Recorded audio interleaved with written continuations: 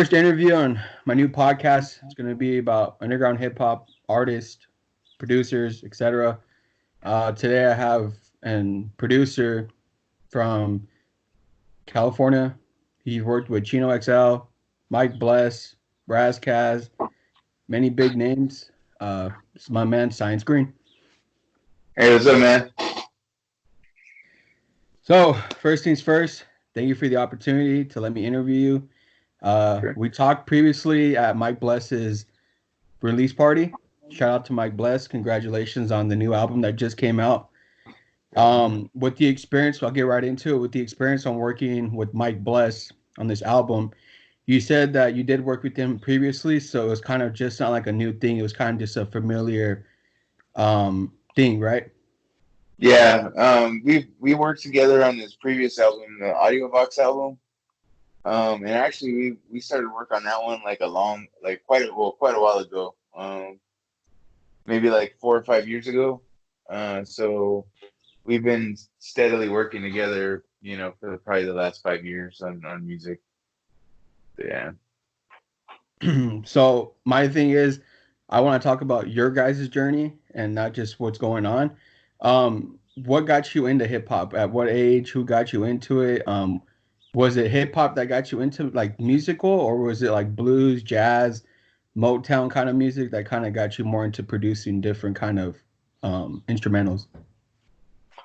Well, I grew up with a lot of soul music and just the music of my parents' era, but like I started discovering hip hop like at a real young age, like at 6 or 7, around there. My brother was about 6 years older, so he would give me like Dr. Dre, shit like that, Easy, like all the West Coast rap of the time, Okay. and um, you know, so that's when I was like first exposed to it.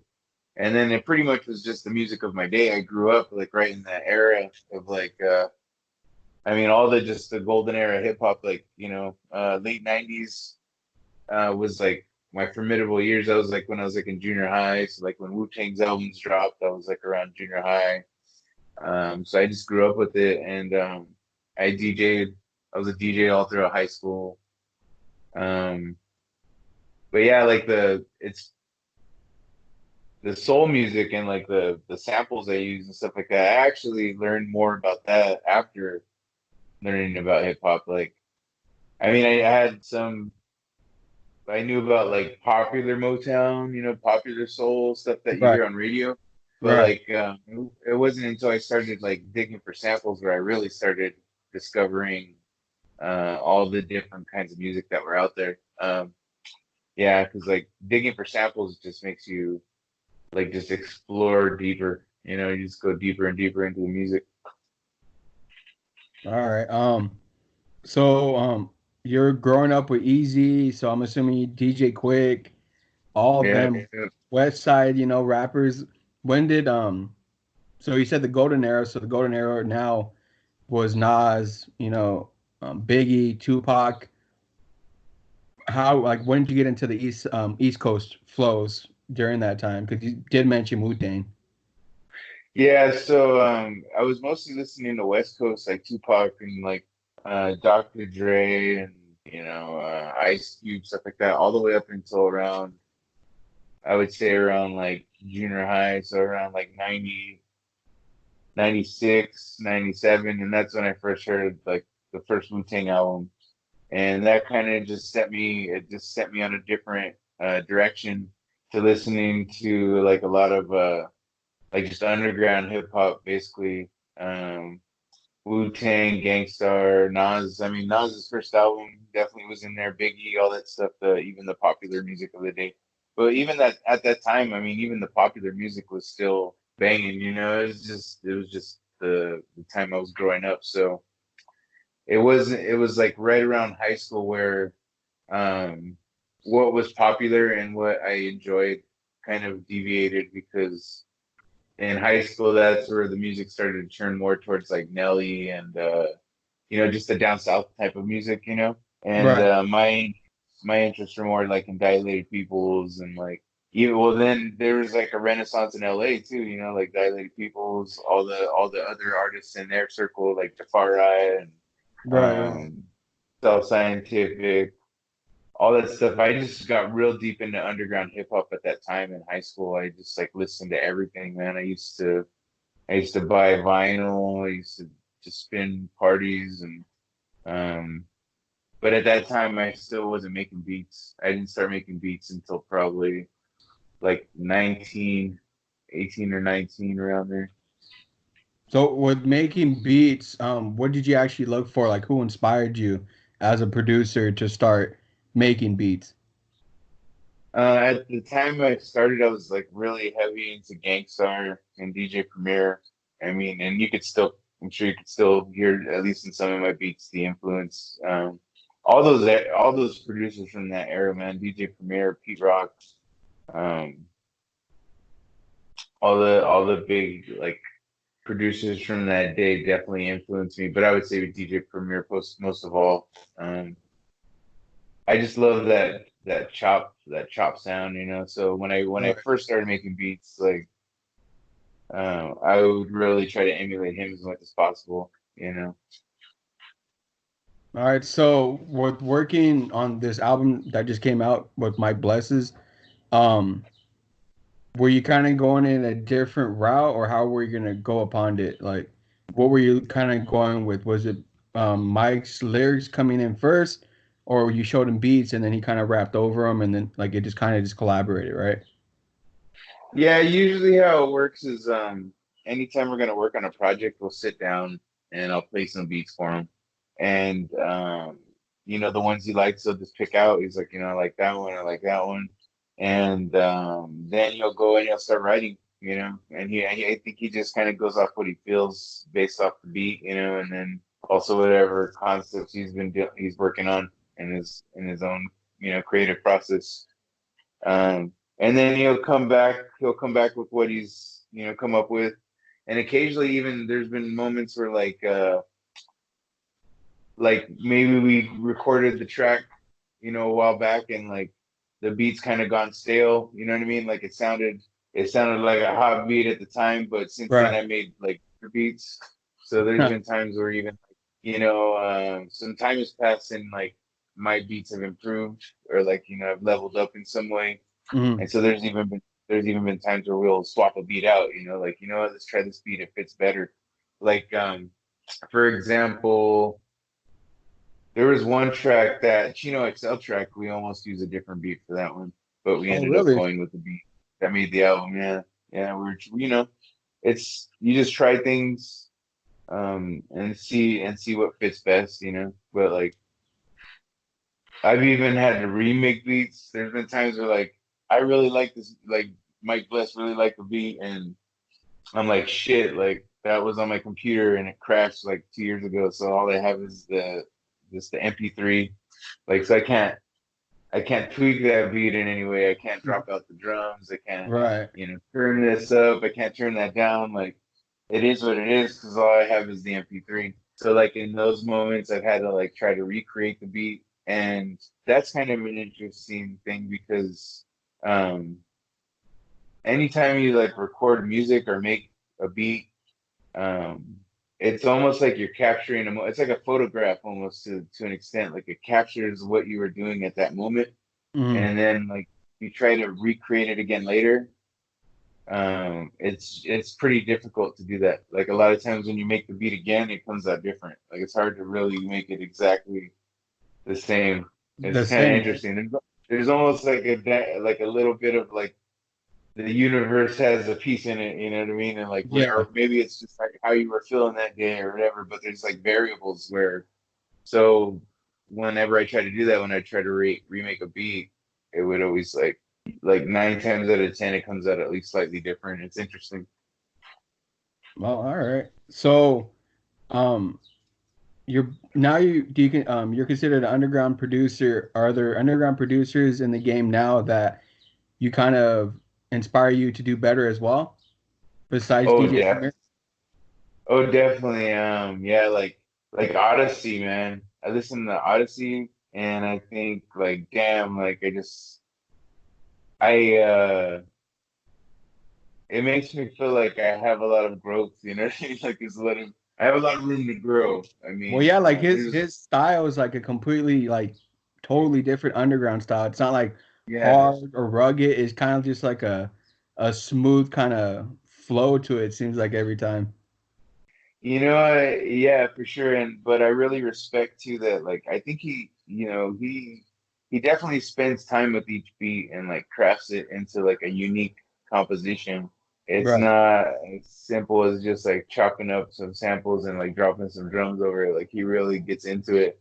And like that producer is definitely like one of those producers that um inspires me to do better and inspires me to try to like increase my knowledge of how of mixing, mastering, just trying to like improve my sound even further. I mean, there's so many producers to mention. I mean, Apollo Brown, Knots, definitely. Oh, Crisis is sick. I mean, there's tons out there. I mean, and even producers I've met personally. Like even local cats like Putrid, from like the Santa Barbara area, Chico or Tuco. Um, yeah, I mean, like everybody I encounter, in terms of their beats, inspires me. I mean, it just they there's some or Kev Brown's another good one. Like some of the bass that they like produce, like Kev Brown's bass and like Odyssey's bass. I'm just like, man, like I'm trying to like recreate it to an extent, without completely like sounding like them. Right. But it's they just got certain sounds in their beats that like I really enjoy. And so yeah, anytime I hear a producer, like I take a little bit, like I think any musician really, they just kind of they listen to a wide variety of artists and they kind of pick up little bits here and there from each one. Yeah.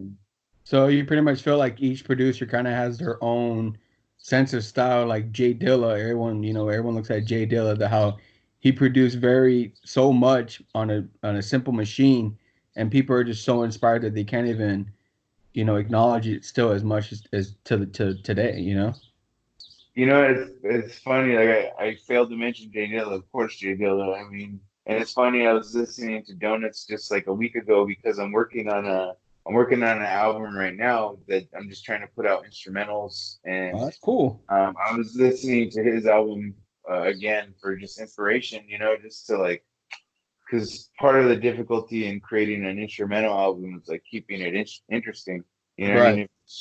If it's just a loop, like um and like I'm just saying, if it's just a loop, it's easy to tune out. So you want to keep the track interesting. So like one of the things that he did so wonderfully was like each track remains interesting throughout the entire track, and there's a lot of variation in how the beat plays out. And so like I'm working on that right now. I mean, I have when you don't have lyrics to go over it, it's a little bit more challenging because it's like the beat's naked, you know what I mean? And like everyone Right. can just see the beat for what it is and there's no distractions. So um to keep the beat fresh for the entire duration of the song, is just like it creates more of a challenge. So I've definitely been inspired by Jay Dilla and other producers, that I mentioned before, and trying to listen to like their instrumental albums and kind of get ideas. Yeah. That's cool. That's cool. So with today's world on, as they call it, hip hop or trap, I mean, what's your point of view on that? The popular music of the day, I mean, I'm not really up on it, so I don't know necessarily like what's out, you know. I don't really I mean, I think in my younger days I kind of had this idea that you know, like where I thought underground hip hop was superior in some way to popular music, like I had this like underground is the shit and like all this pop music is trash, and I had that kind of Right. attitude younger.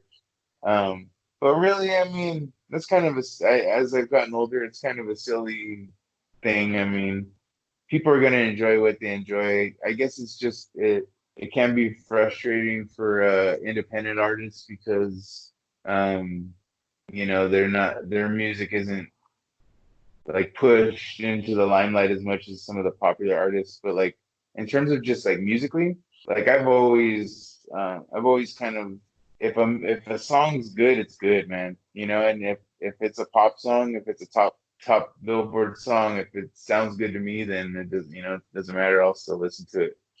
But like now, the music that's out now, I don't really have much of an opinion on, not only because I've grown, and I don't really feel the need to tear down, like popular music. Right, Uh, right.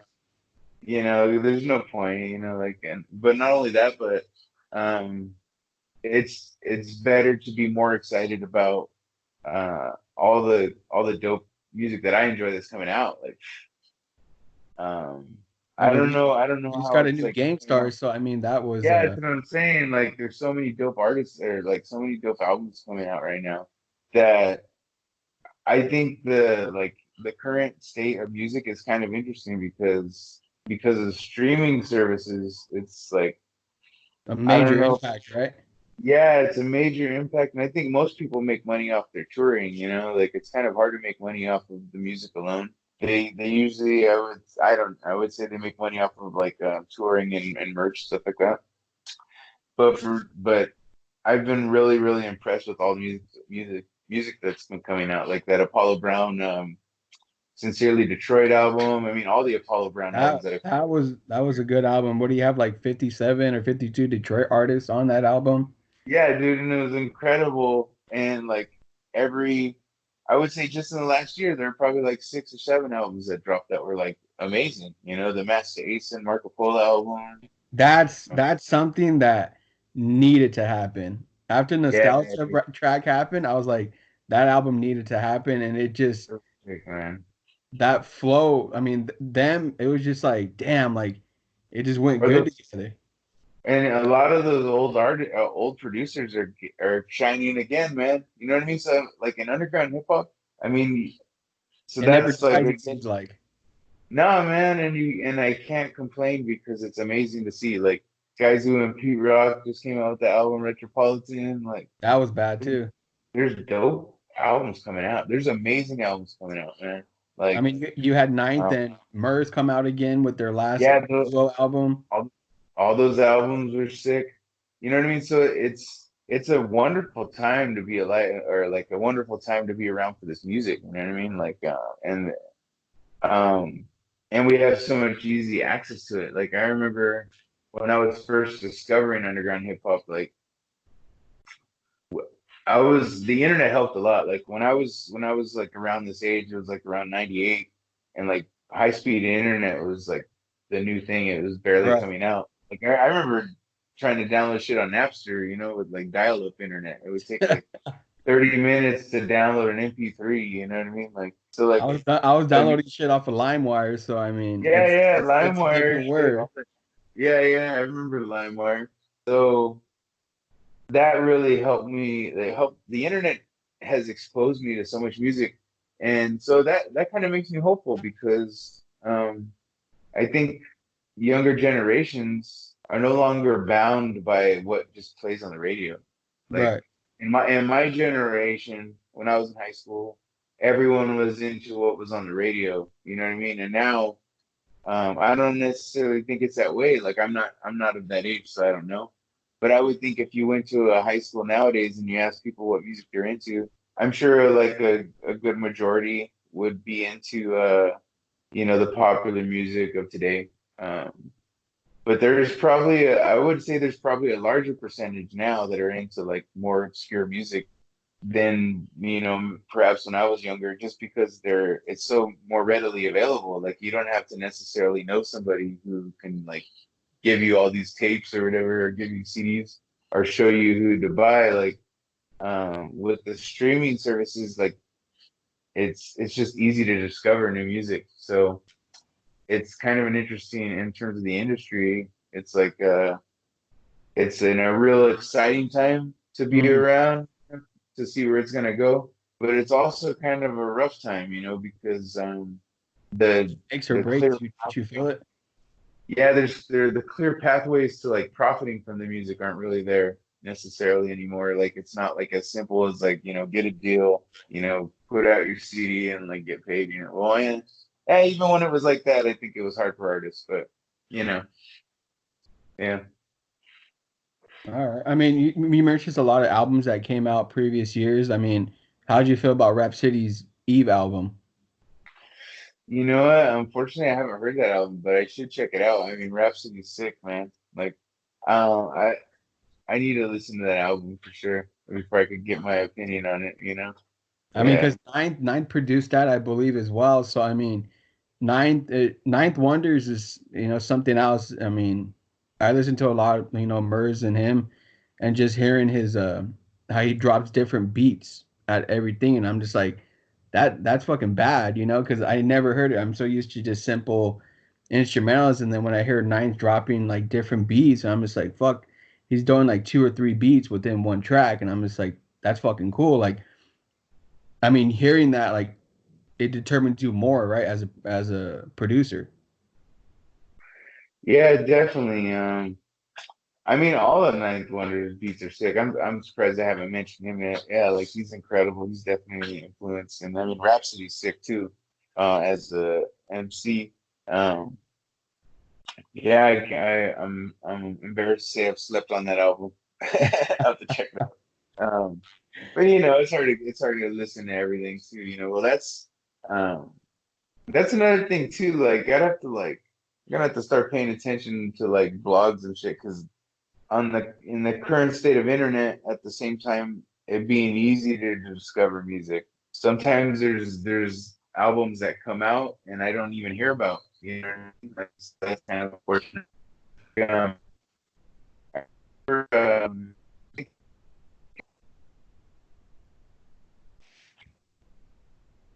Yeah, I think I think I didn't find out about. I think I found out about it like maybe a month after it got released or something. Like someone posted about it. Like as you, I don't know. I just don't like. Maybe I should follow it a little closer.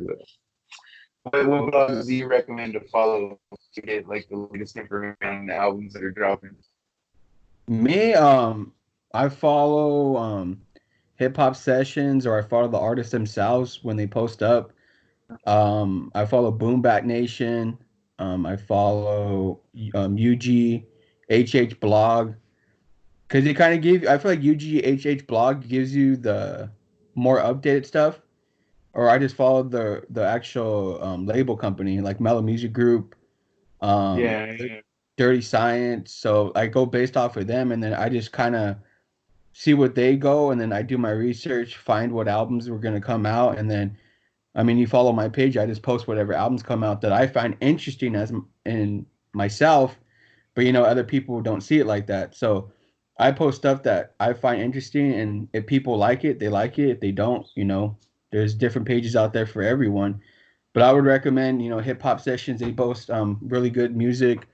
Boom Bap Nation, they have good stuff. UGHH blog has good stuff. And there's a lot of like different things. I mean, I follow producers such as yourself, Apollo Brown, Pete Rock, Ninth Wonder. List goes on and on. Odyssey, he's like one of my favorite. Apathy. So I mean, Apathy. it just varies on what type of, I guess, underground you like, because it's a variety. It's not just how Yeah, it is in the game nowadays, where it's just trap music, auto tune, and that's about it. So, like you said, yeah, it is a good time for hip hop now, because I feel, this is just my opinion, with the music that's coming out now. I feel like a lot of these older cats want to prove that they still have it. So I feel like when the Game Star dropped, I was like, shit, hearing Guru's voice again, that was just like, it gave me chills. He's like, it was something magical that happened in the game. He got his recognition. In Times Square, they got their sign up. And then, like you said, Pete Rock with Sky Zoo, Metropolitan, you got Apollo Brown's track, and the list goes on. Rap City, who else dropped? Chris Rivers, I don't know if you heard of him. He dropped his album. Mike Bless, which I found through you. He's a good artist as well. You have Crooked Eye. oh yeah. Dude, he's got like a ton of art or a ton of albums before we even started working together, man. He's got a ton of shit out there. So I mean, my hip hop knowledge just keeps going. I mean, I read books. I actually just finished a book of. So me and Science had a video problem yesterday, so we're continuing our interview today. We're gonna continue off. He did say previously when I was talking to him at the listening party that he is plan on releasing an instrumental album. Do you have anything to say about that? Yeah, the album is called. I'm gonna call it Star Stuff. Okay. Kind of a confusing title for some, but it's like I picked the name Science Green because I have an interest in science, like in the pursuit of science. Okay. And Star Stuff is like a reference to Carl Sagan. He was he hosted Cosmos on PBS. He's also a scientist, and one of the things he said in his special is that like all the things that make us up, all the atoms that make us, like carbon, all that stuff is born in dying stars. So basically, all of us are made up of molecules that were born in dying stars. So I named the album Star Stuff. But anyway, yeah, I'm working on this instrumental album.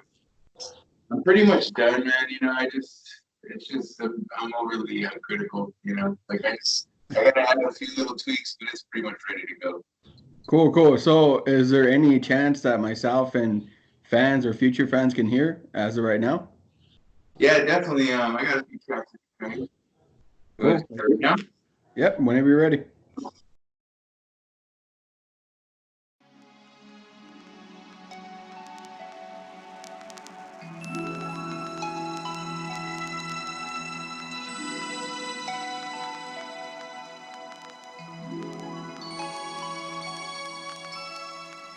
The lives and deaths of the stars seem impossibly remote from human experience, and yet we're related in the most intimate way to their life cycles. The very matter that makes us up was generated long ago and far away in red giant stars.